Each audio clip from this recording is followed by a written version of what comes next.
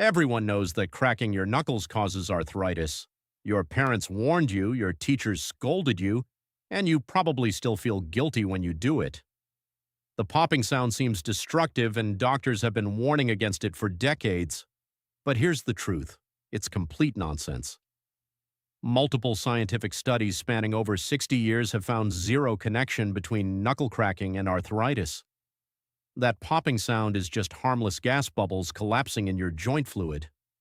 One researcher even cracked only his left hand's knuckles for 50 years straight. No arthritis. Your childhood guilt trip was based on absolutely nothing. Follow for more myths debunked.